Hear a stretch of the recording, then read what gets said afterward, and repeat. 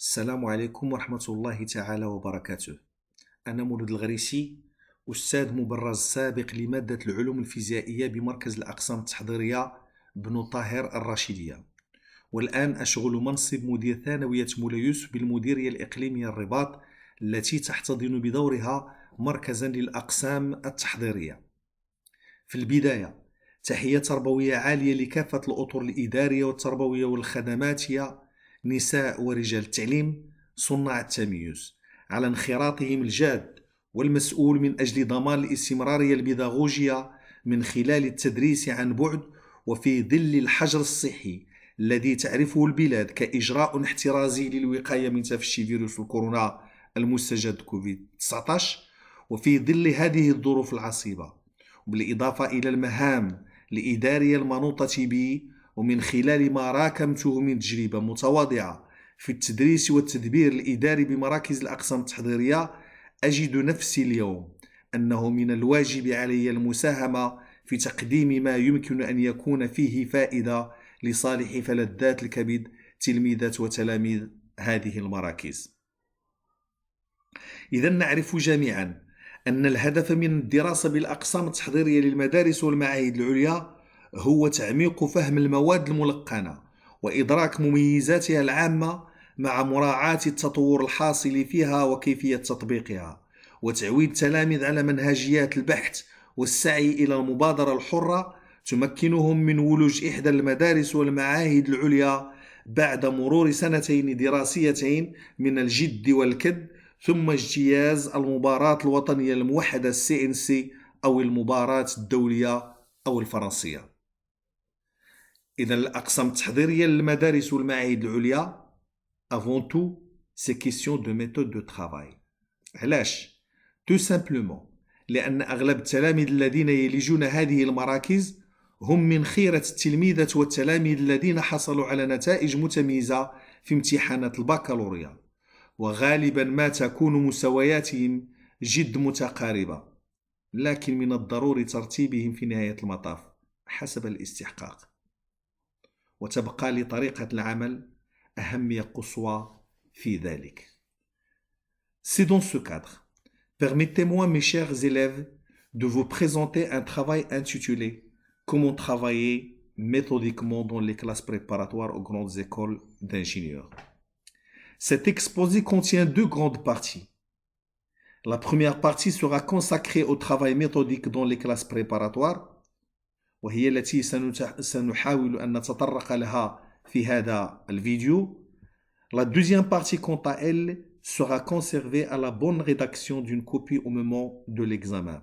وهذا ما سنحاول أن نتطرق إليه في فيديو آخر لاحقا إن شاء الله.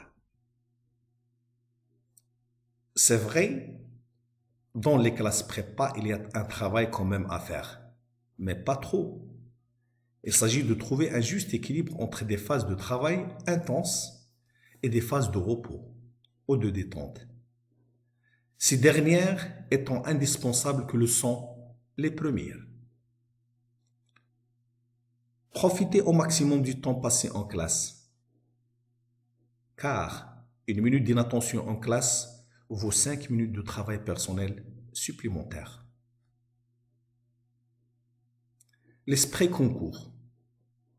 Certes, il faut avoir présent à l'esprit qu'un concours implique de fait une concurrence entre les candidats.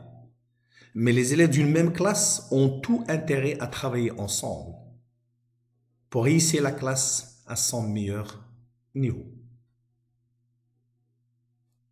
Relativiser les choses. Ne pas oublier que l'échelle de notation est relative. La moyenne trimestrielle importe moins que le classement. Il est plus important d'avoir pour objectif de progresser. Pourquoi travaillez-vous? L'objectif final est l'intégration dans une école d'ingénieurs. Cela passe par l'acquisition de connaissances et de méthodes de résolution. Mais réussir un concours n'est pas un objectif en soi, à moins d'avoir un esprit olympique très développé. La motivation, c'est bien souvent l'école à laquelle vous vous destinez, dans la discipline qui vous intéresse vous passionne. Il faut donc prendre le temps de se renseigner sur les différentes écoles d'ingénieurs, soit par le biais des forums, des rencontres sous l'encadrement des différentes écoles et instituts, des sites internet. On peut se demander est-ce que les classes prépa est un sacrifice? En un sens, oui. Vous acceptez de mettre de côté temporairement certaines activités pour vous centrer sur la préparation à l'entrée en école d'ingénieur. C'est un sacrifice de courte durée, 2 à 3 ans, mais très fortement rentable. Une fois entré en école d'ingénieur, ça y est, vous avez l'assurance d'en sortir avec le fameux diplôme d'ingénieur et pourquoi pas la double diplomate. Concrètement, comment travailler méthodiquement dans les classes préparatoires? Tout d'abord, apprendre à bien réaliser des bonnes conditions de travail. Il faut être capable de travailler efficacement. Cela nécessite une capacité de concentration et d'attention importante, donc un environnement adéquat. Cela peut être l'internat, à condition d'instaurer une ambiance collective ou votre domicile personnel, à condition de disposer d'un endroit propice. Il faut savoir aussi comment gérer la quantité de travail demandée. Il est certain que l'ensemble des professeurs vous en demandera beaucoup, chacun ayant la fâcheuse tendance à penser que vous ne travaillez pas que pour lui. Par contre, ce travail est demandé à l'avance. De même, l'école et les devoirs surveillés sont rythmés par un planning. Il faut donc s'organiser pour travailler toutes les matières régulièrement. Assimiler le cours. Dans ce cadre, je dis bien à mes élèves qu'il faut tout d'abord comprendre votre cours, mais apprenez-le par suite par cœur. C'est la base indispensable. Cela signifie qu'il faut comprendre le cours, puis le mémoriser. Certains résultats sont à connaître par cœur.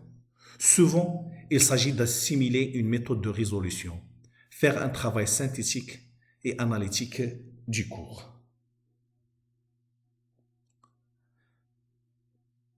Des fiches résument le cours. Ça veut dire on doit personnaliser notre cours. C'est une méthode efficace, à condition de ne pas les faire trop tôt. Dans un premier temps, il faut considérer que le cours entier est important, y compris la moindre remarque. Ce n'est qu'une fois que tout cela a bien décompté que vous êtes en mesure de résumer. Préparer les exercices, c'est normal. Même si ces préparations ne donnent pas lieu à une évaluation, elles déterminent en très grande partie la note obtenue au prochain devoir surveillé. La simple relecture des exercices corrigés apporte beaucoup moins que le fait de les chercher, sans forcément trouver la solution. Vous devez faire des exercices, même si vous n'arrivez pas à trouver la solution. Prenez soin de vous et de votre santé. Les phases de repos doivent avoir pour qualité essentielle de vous déconnecter du travail. Lecture, télévision, sport. D'autre part, préparer un concours s'apparente beaucoup à la préparation d'un sportif de haut niveau. Il convient donc d'avoir une hygiène de vie saine, notamment une alimentation équilibrée et un sommeil suffisant. Il faut arriver frais et dispo en classe le matin. Le bonus indispensable, les matières littéraires. Le français, les langues et l'informatique sont les matières qui font la différence le jour d'un concours. Parmi des élèves qui ont un niveau scientifique correct et relativement homogène, ceux qui se distingueront seront ceux qui auront cet avantage de réussir les épreuves littéraires. Et là, pas d'excuse. Cela se travaille, mais pas à la dernière minute. Il faut donc réserver un temps de travail à ces matières et assimiler les méthodes propres à ces disciplines. Bonne chance et bonne préparation à vous tous. أتمنى أن يكون هذا العرض قد نال إعجابكم. أستودعكم الله وإلى فرصة لاحقة إن شاء الله. شكرا على حسن تتبعكم.